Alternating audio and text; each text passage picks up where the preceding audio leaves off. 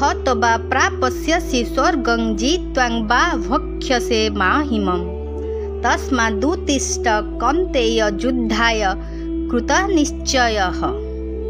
जदि तुम्हें युद्ध रे निहत हेब तुमको स्वर्ग प्राप्त हेब। आउ जदि युद्ध रे जीतिजीव तेबे पृथ्वी राज्य भोग करिव। तेणु हे कुंती नंदन तुम्हें युद्ध पाई निश्चय करी ठिया हुआ। हतवा प्राप्स्यसि स्वर्गं जित्वां तां भक्ष्यसे महिमम्। एही अध्याय रे श्लोक रे अर्जुन कहिथिले आमको ए कथा मध्य जणा नाही जे युद्ध रे आमे विजयी हेबु कि सेमाने विजयी हेबे।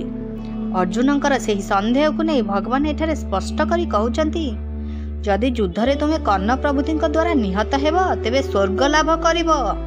आउ जदि युद्ध रे विजयी हेब तेबे तुमे एठारे पृथ्वी राज्य भोग करिब। तात्पर्य हेउची युद्ध कले तुमर दुई आडू लाभ आउ न कले दुई आडू क्षति। तेणु तुमे युद्ध रे प्रवृत्त हेबा उचित। तस्मादुत्तिष्ठ कौन्तेय युद्धाय कृतनिश्चयः। एठारे कौन्तेय संबोधन करी भगवान कहिबाकु चाहंती मु संधि प्रस्ताव नै जेतेबेले कौरवंक निकटकु जाइथिली सेतेबेले माता कुंती तुम पाखकु एही संदेह पठेइथिले जे तुमे युद्ध कर। तेणु युद्धरु निर्भूत हेबा तुम पक्ष अनुचित बरं युद्ध करबाकू निश्चय करी ठिया होई जिबा उचित।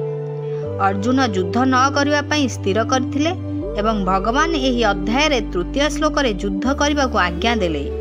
अर्जुन का मन रे संदेह जात हैला युद्ध करबा ठीक ना न करबा ठीक। सेही संदेह मोचन करबाकू भगवान एठारे कहउछंती तुमे युद्ध करबा पई दृढ़ निश्चय करिनियो एथिरे संदेह रख नाही।